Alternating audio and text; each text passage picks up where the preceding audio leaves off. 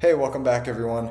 Now, if you're on the path of spirituality, health, personal growth, I can guarantee that there are people in your life who just don't understand the journey you're on. Maybe you've had relationships end abruptly. Maybe friends have grown distant. Maybe you've got family members who say that you're crazy or weird, or people who no longer talk to you because your worldview now threatens their beliefs. So today we're talking about why this is, how you can handle it, and why you're definitely not alone. But before we jump into it, if you're enjoying this content, please be sure to give this video a thumbs up and subscribe if you're new to the channel. It really helps me out. And drop a comment as well. Let me know if this is something that you're going through in your own life, and let me know what kind of content you would like to see moving forward as well. So, when we set out on this path of inner transformation, we're pretty much guaranteeing that we're going to come out the other end a very different person, improved and changed on a deep level, perceiving the world in a completely different way. And this is a problem. In fact, a lot of times other people don't like it when you change because now you're messing with their predictable worldview. Before, they could expect you to show up in a certain way for them, but now you've thrown a wrench in this sense of stability. But regardless, the relationships that once felt right to you will no longer be a vibrational match because you're not operating on the same wavelength as the people around you anymore.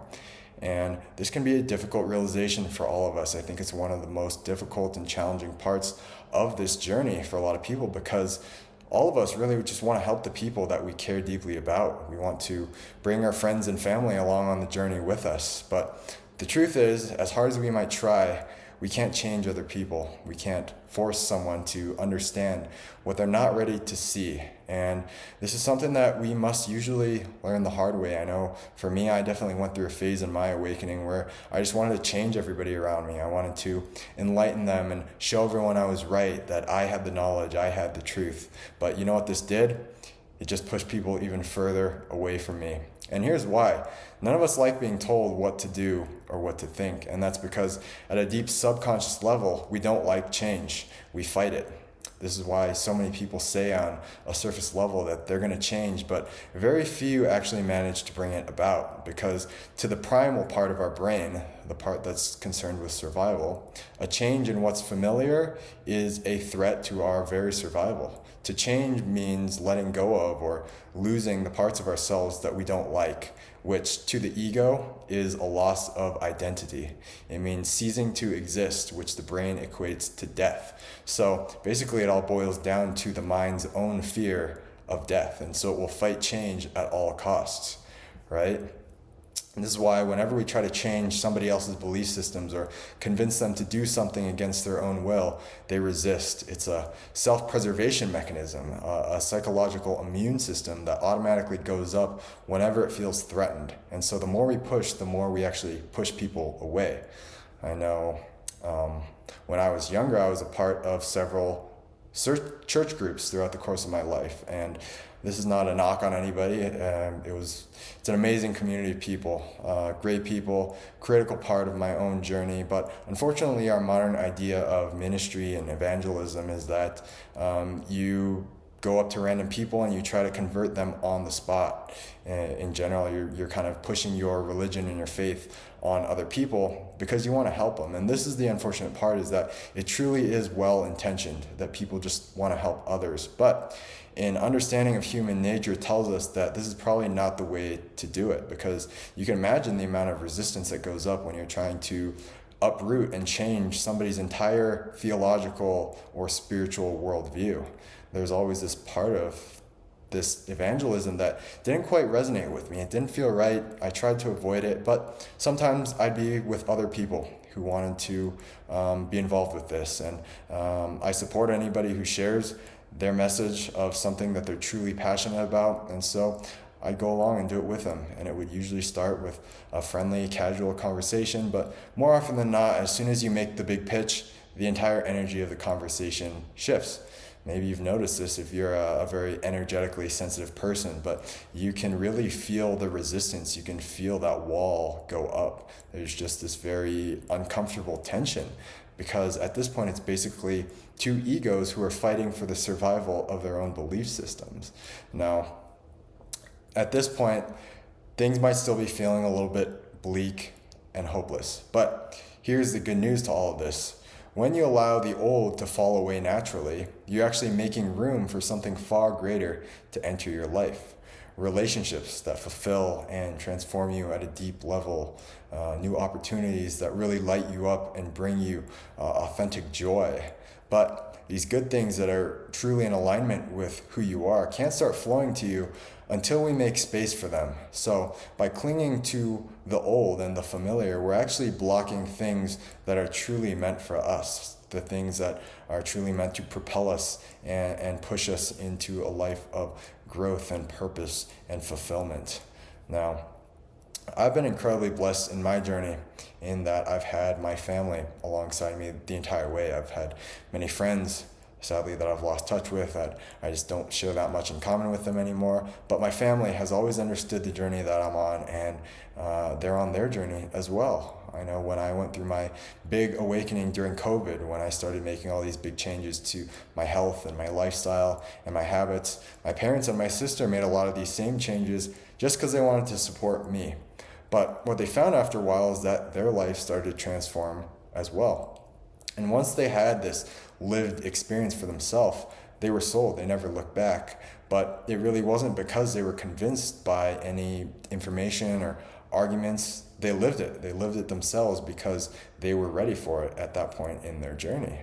Unfortunately, however, not everybody in our sphere went through this same big awakening, and it was difficult to see.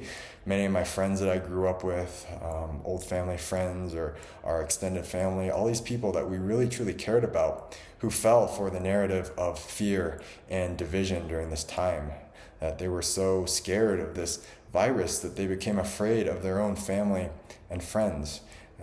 My family would go over for holiday dinners and they would ask us to wear a mask or sit outside because we weren't vaccinated. And this is California, so maybe it's not that surprising to you, but it was a really heartbreaking thing to see. But at this point, my parents decided that, you know what, we just don't want to live our lives like this anymore. We don't want to live in fear, distant and separated from our loved ones. And instead of wallowing in regret and trying to change people, convert people, staying attached to the old familiar ways of life, instead they said, you know what, we're going to pick up and we're going to move halfway across the country to Colorado, where my sister and I were going to school at the time. But they didn't know anyone. They were leaving everything they've ever known behind. But they said, we're ready for a fresh start. So they bought a house. They barely had time to tell their friends and family before they moved, and it was a done deal. It was a total leap of faith. But it's been the best thing for our entire family that they were willing to let go of the past and step into an entirely new, unknown future. And so all this to say is that we're living in a very interesting time.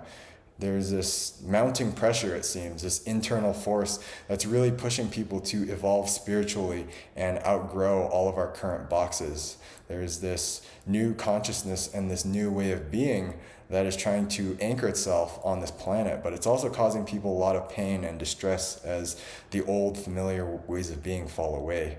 But if we want to make room for something new, if we want a life of true joy, true love, true fulfillment, then we must be willing to allow this big purge to happen.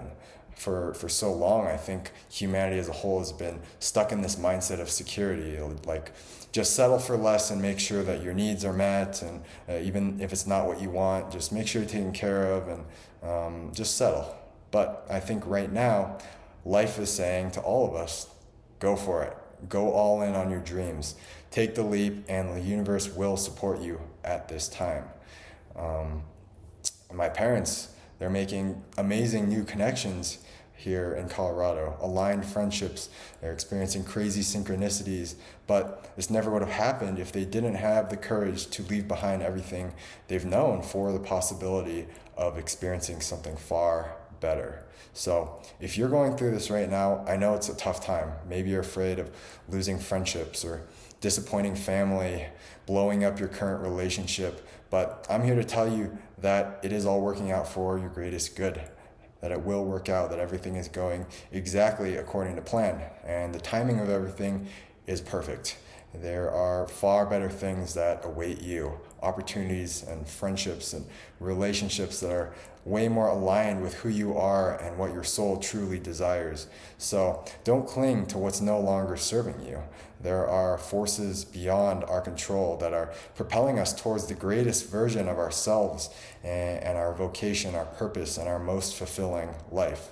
And I will also tell you that the people that you care about, they're going to be okay too. That if you believe as I do, that we get to have as many experiences as we choose through many progressive lifetimes. And oftentimes we travel and learn with the same core group of souls. And everybody's going to be just fine. We will all make it in time. This is all there is the journey of it all. And this is one of the major problems, I think, with our modern religions is that many still preach that it's this one and done thing, that whether you're this affluent American who lives to be 100 or this starving African child who dies at age 3, either way you've got one shot to please God and punch your ticket to heaven, otherwise you're burning in hell for eternity. And there was certainly a reason, if you were in the shoes of the early church and religious authorities, to do this and to scrub reincarnation from the doctrine. But I think it's been an incredibly damaging decision that's really misguided humanity into some truly dark places. It's led to this idea that it's our responsibility to save and rescue others, I think. But I think, as anyone who has progressed on the spiritual path can attest to, you really can't rush the natural process of evolution. You can't force people to see what they're not quite ready to see. People just are where they are in their personal journey, and it's about accepting that, because wherever they are is perfect. There's no judgment. There's none of us here who are any better than anybody else. We are all these infinite sparks of eternal love at our core. And we've just chosen a different array of experiences here on Earth and potentially in other locations and realms as well. And so this isn't to say that we should just live for ourselves and not offer our help or our assistance to others.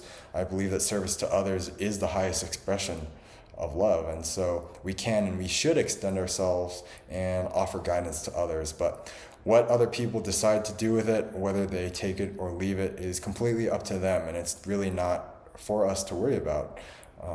Like, I know that by putting this video out there and talking about the things that I talk about, there are people like you, if you've watched to this point, who really resonate with this message and who are receptive to what I have to say. But there are others I know out there who would be appalled and offended by some of these concepts, and likely they wouldn't even come across this video in their quantum virtual reality. So it's all good. The people who are ready to hear what you have to say will naturally be drawn into your sphere, and those who aren't ready will miss you completely. It's like you're living in two different worlds. Maybe you've experienced this with some of the people in your own sphere. But what I've come to believe is that the highest form of assistance in offering ourselves to others is really in being that shining light and demonstrating to other people what's possible by the way that you live your own life.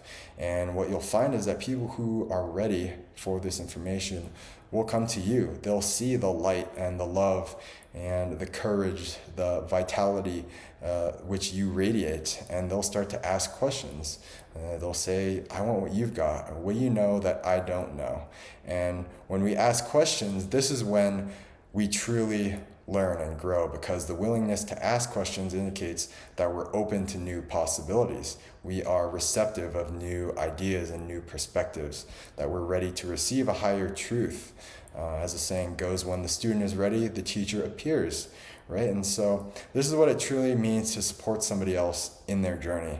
You can be the teacher when they're ready, but until then, it just means holding the door open with a gentle smile. It means extending a helping hand, but not pressuring them to take it. It means seeing them not as somebody who is in desperate need of help, somebody that you need to change, but seeing this other person in the truth of who they are at the core of their being, seeing them as nothing but eternal love, perfect as they are, fully healed right now. We are all united by the golden thread of love that connects us all. So when we see and look for that light in others, they can't help but to eventually see it within themselves. So I hope this message resonated with you. I want to wish you all the best and send you all my love in your journey. If you are interested in some other resources or one-on-one coaching, I'll put that information down in the description below. Thank you so much for taking the time to watch, and until next time.